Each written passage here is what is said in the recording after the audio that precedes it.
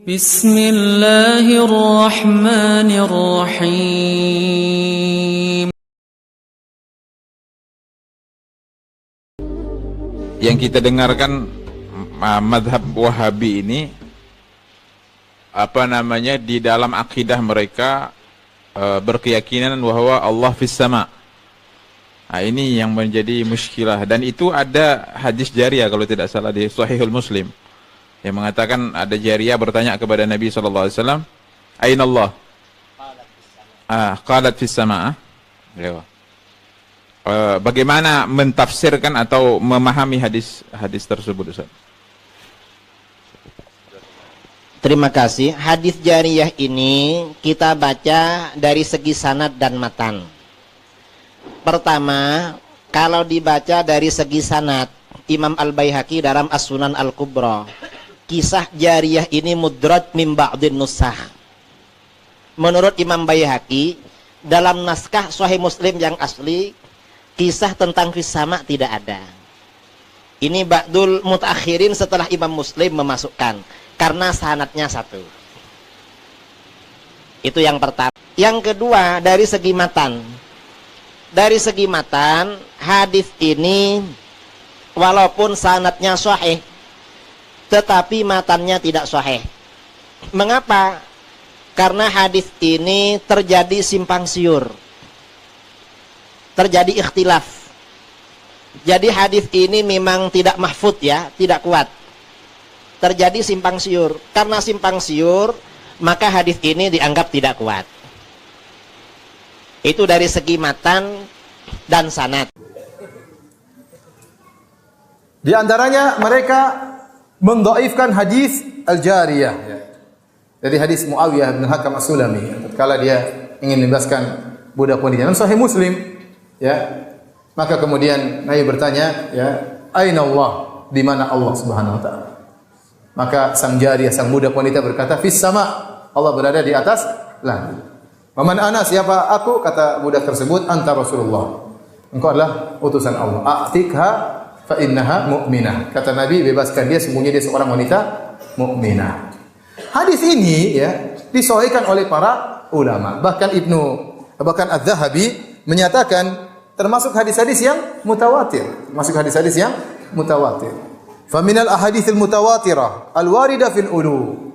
Di antara hadis-hadis yang mutawatir, artinya bukan hanya sahih, lebih daripada sahih, bahkan mutawatir.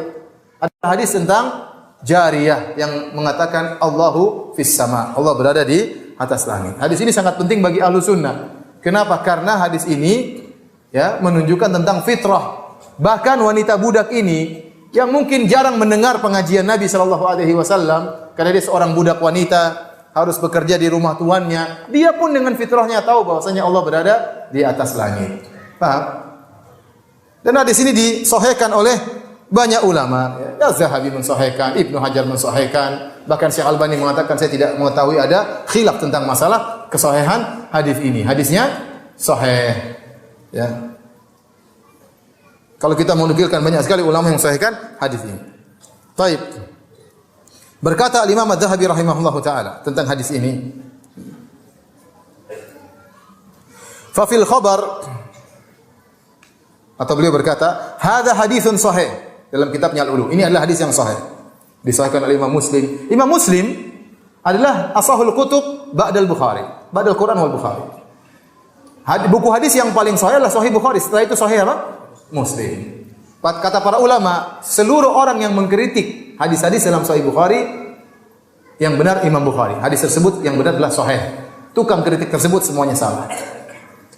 Tetapi yang mengkritik dalam Sahih Muslim seperti Al-Imam Ad-Daruqutni, dia mengkritik beberapa hadis, mungkin 19 hadis atau belasan hadis, maka kebenaran bersama Daruqutni. Ya. Jadi memang ada hadis-hadis dhaif dalam Sahih Muslim, tapi jumlahnya sedikit, tidak sampai 20, sedikit. Di antara hadis-hadis dan hadis tentang Al-Jariyah ini, tentang Allah di langit, tidak dikritiki oleh para ulama terdahulu. Tidak dikritiki oleh para ulama terdahulu. Ya. Adapun yang didengung-dengungkan bahwasanya Imam Al-Baihaqi mendhaifkan hadis ini tidak benar. Karena Imam Al-Baihaqi dalam kitab yang lain mensahihkan hadis ini. Dalam jalurnya yang lain, dalam kitab Al-Asma wa Sifat, dia mensahihkan hadis ini. Bahkan hadis ini, hadis jariyah ini dijadikan dalil oleh Imam Syafi'i dalam kitabnya Al-Um. atau dalam kitabnya Risalah, saya lupa ya. Dia sebutkan tentang hadis ini ya. Jadi hadis yang sahih. Yang ketiga, kalaupun ini sahih dari segi dirayah, segi makna, kata para ulama wajib ditakwil. Kalaupun sahih, padahal tidak sahih. Kalau ditakwil, berarti yang ditanyakan oleh baginda kepada jariyah itu ainallah, di mana Allah. Yang ditanyakan bukan makan, bukan tempat, tetapi baginda bertanya tentang makanah. Makanah itu artinya derajat atau kedudukan. Lalu dijawab fis sama, di langit, artinya Allah itu maha luhur. Jadi bukan tempatnya di langit. Mengapa begitu? Karena Allah ini maha suci dari tempat. Ini qat'i. Allah ini maha suci dari tempat, memang dalilnya qat'i. Tidak bisa dibantah kalau baginda ini maha suci dari tempat.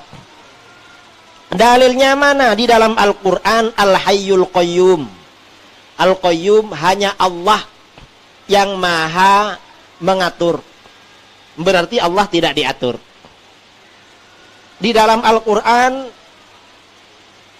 Allahus Samad, hanya Allah tempat bersandar. Berarti selain Allah tidak bersandar. Karena Allah tempat bersandar, mustahil Allah bertempat pada arasy. Dalam Al-Quran ada ayat huwal awwalu wal akhir. Hanya Allah lah yang maha awal. Yang dimaksud maha awal, wujudnya Allah tidak ada permulaannya.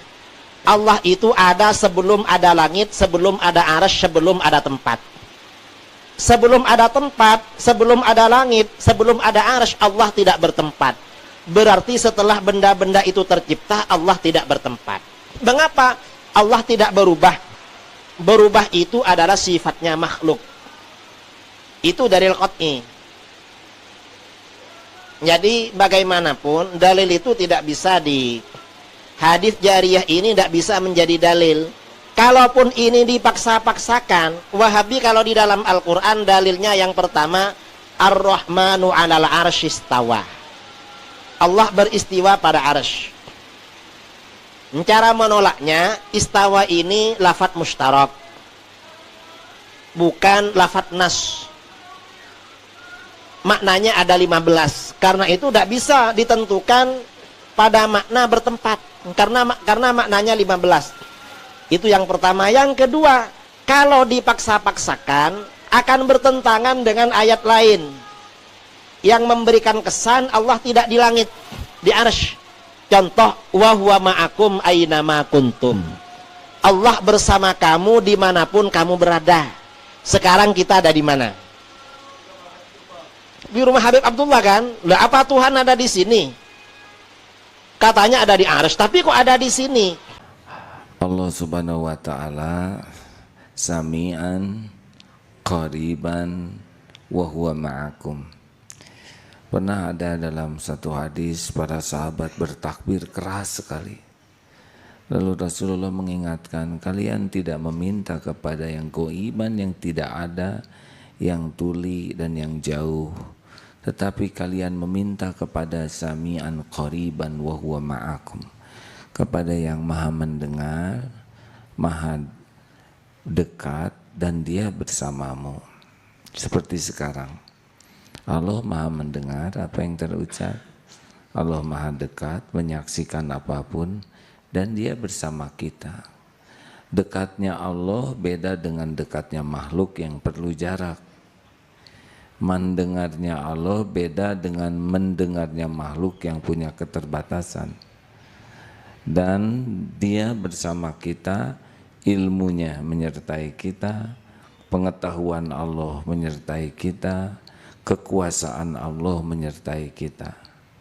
Jadi jangan membayangkan ada fisik Allah yang dekat dengan kita secara fisik, karena laisa kamitslihi syai'un. Allah tidak menyerupai dan tidak diserupai apapun. Jangan juga mengatakan Allah ada di mana-mana, kurang tepat.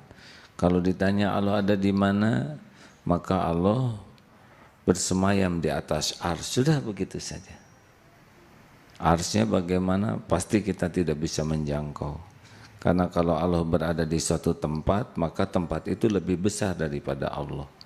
Tapi kita sudah cukup apa yang dikatakan dalam Al-Quran. Dalam surat Al-Hadid, summastawa alal arsh, kemudian dia bersemayam di atas arsh.